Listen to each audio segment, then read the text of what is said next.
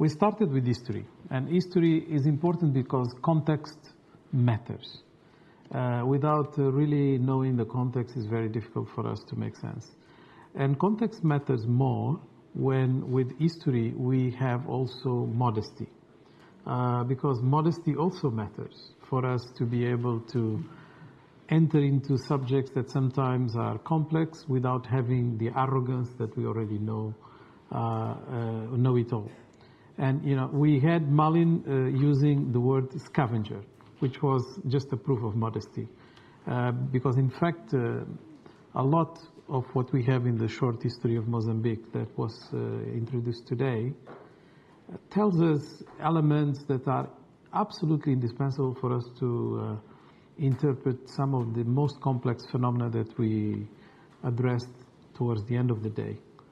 As Malin mentioned, 43 years after independence, it is time for us to start looking into the colonial parenthesis he called longue durée dimension has to prevail. And I think it is a parenthesis in the sense that even before the colonial regime could claim territorial control and administration of the same, we had already manifestations of what he called agency. And immediately he got into controversy with the African agency concept. Controversy because this is a concept that somehow has to be linked to some degree of territoriality. Using the proposal from Patrick Chabal, late Patrick Chabal, on norms of African culture alone, to explain that Africans are not passive, that they are not just victims, they are also actors of their own history, may be not enough for us to be able to justify the use of African agency. Maybe it will be enough to use agency, but if we call it African, we enter into a much more complicated territory. Because for us to have an agency, we need to have an agenda. If there is an African agenda, like Pan-Africanism ideology is an African agenda, then we can talk about African agency, I guess, because we are referring to the continental dimension. And in fact, Pan-Africanism, not by coincidence, was established by the diaspora precisely because they couldn't identify with specific local realities. And it was easier for the diaspora to put everything into a continental perspective that they didn't know much. The moment you get into the details and the complexities of the local, it is a much more difficult fabric to understand.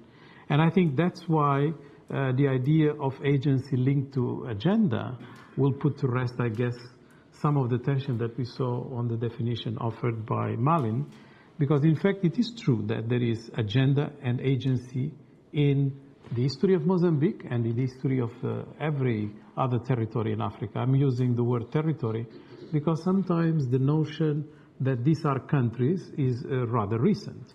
But, we can go back and identify some similarities with situations that are also present in other regions of the world.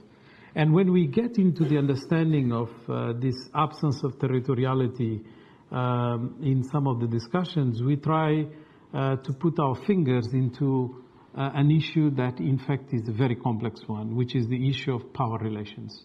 And that's really what defines a lot of the interactions that we are talking about. And the power relations, for instance, between a donor and the recipient, the way we have witnessed, and I'm looking at Joe, have not been necessarily in favor of the recipients because of the weight of that intervention. That doesn't mean the other side is passive necessarily.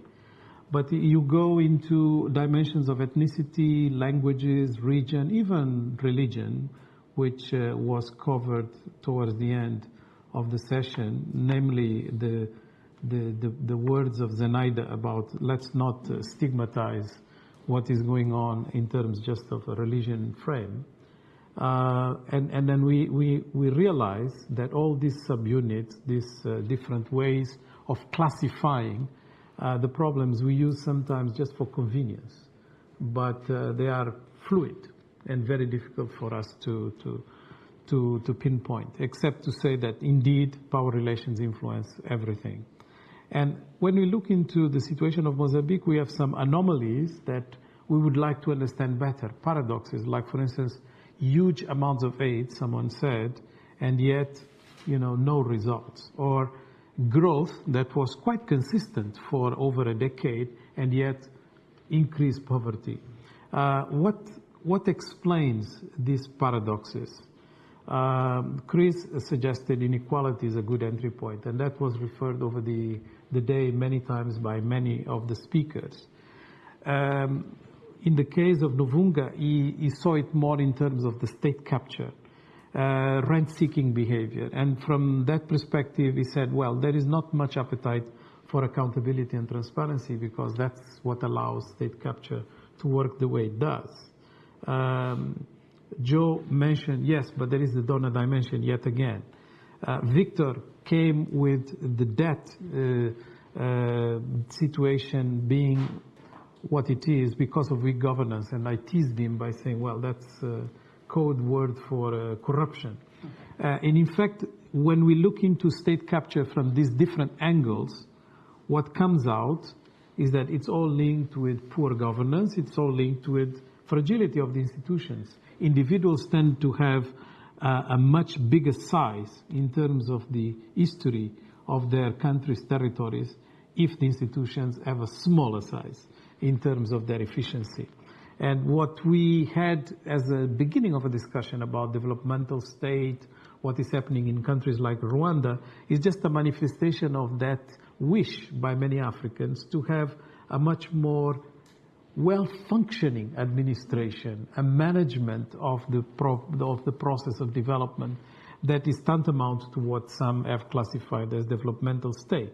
And yet what we have, most of the cases, and it is also true for Mozambique, is alienation by different categories of economic actors and citizens.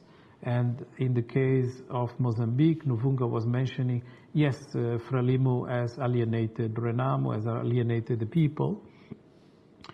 And this is all, in his words, because there is no clear strategy of inclusiveness, and there is no developmental agenda that frames the debate. He even asked, where is the 2025 agenda? Where is it? It has disappeared. So we are dealing with forms of political representation that are being questioned from different perspectives. And if we go back to the history of Mozambique, yes, there was a role of the Protestant churches and the Lutherans and other churches that have created an ethos on the part of some members of what then was the beginning of the elite and now have become the elite, that made them use a certain way of doing things that was based on norms, on rules, on methods that explain part of the history of the elite behavior in Mozambique. When it was socialism, they wanted to do socialism the right way, respecting everything, going all the way to maybe joining Comecon. When it was neoliberal, they wanted to do neoliberal the right way, going all the way to become more neoliberal than everybody else. And I think Tanya put her finger with, one specific demonstration of how training people just on methods and norms, in this case it was the German Democratic Republic norms, had a resonance with those who have absorbed that type of input. But we could have talked also about the Mozambican workers that went for GDR to work in factories there because of labor scarcity in GDR. Same type of situation that explains the need for Mozambique to constantly try to align with global trends. That was referred by Antonio Matonje, the ambassador, because of this desire to be part and to be integrated in a larger experiment that Mozambique always wants to lead in terms of, being a good actor, being a good soldier, being a good student. And sometimes, this backfires. Like, for instance, there was this idea from the Gebuza Frelimo that maybe it could settle the problems with Renamo with military intervention, because he believed also that the military could do the right thing, but they don't. They were ineffective, as it was demonstrated by Alex's presentation, and that explains in part why there was failure in trying to resolve this conflict in different, more harsh ways.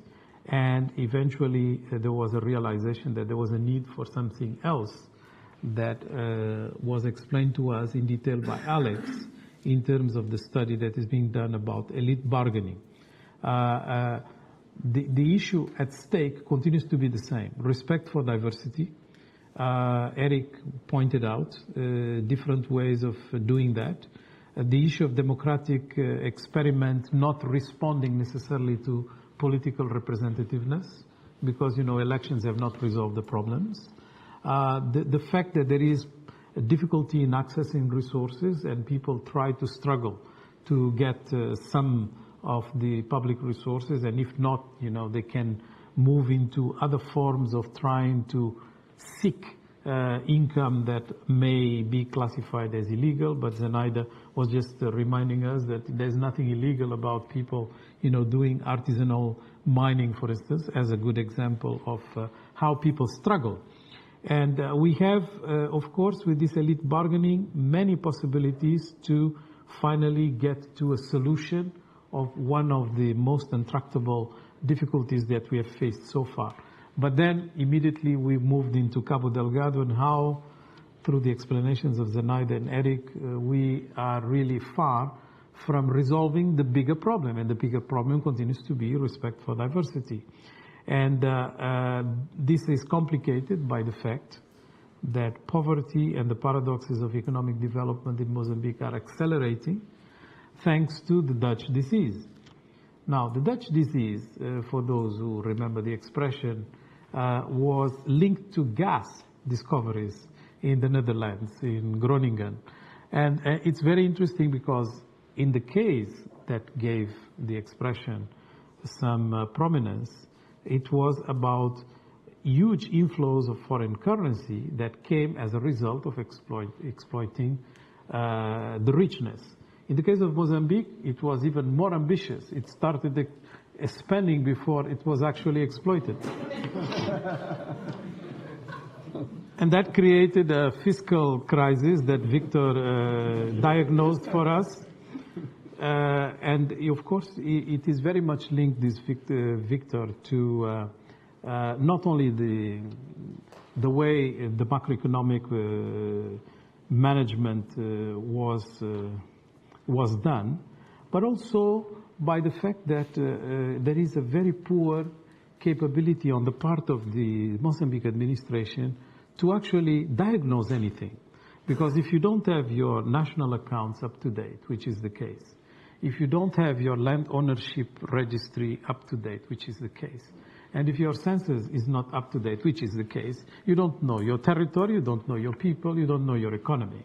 So you diagnose on the basis of what others say. Here comes the Washington Consensus, because what others say is basically coming from mostly financial institutions like the IMF. The IMF was really cheated in Mozambique because they could not see these loans when in fact, they have all the apparatus to be able to trace external operations as a compensation for very poor statistics. That's how you do it. It's with your external dimensions that you try to compensate for lack of knowledge about the internal domestic national accounts type of production of statistics. And that's why they felt really insulted that, they could discover this and this was hidden from them. And it comes also in the fact that, a bank with the credibility of Credit Suisse did not do what you do, your job, risk analysis. So they just were in the deal for themselves and couldn't care less about what would be the real risk dimensions. And all of this tells us what? Tells us that, in fact, we can go on about the details of macroeconomic management in Mozambique, but at the end of the day, what we are dealing with is the incapability of the state to administer its macroeconomics, linked with interests of rent-seeking that are provoked by corruption, but also some complicity on the part of external actors that, hide from Mozambique information that they may possess, or when they use it for their own interests and for their own agenda. So we are really facing many challenges. They have been mentioned by most of the interventions. And I would conclude by saying that if we really want to do the right things in Mozambique, in accordance to all the presentations that have been made, we are talking about, yes, this elite bargaining working. We are talking about urban restless youth having jobs and having their problems addressed. We are talking about diversity being respected. We are talking about marginalized regions being more integrated in the national fabric. We are talking about Mozambique being attentive about competition from its neighbors. If it wants really to make it, it has to take into account that the global value chains and all different characteristics that are influencing Africa's economic growth are, being developed and are taking place under competition, so other countries can take advantages, such as Tanzania on the gas. So we are basically saying that Mozambique is running out of time. Mozambique has to do all these things very quickly. So the expression that captured this the best was from you, Alex, strategic patience. That's what we need. Thank you.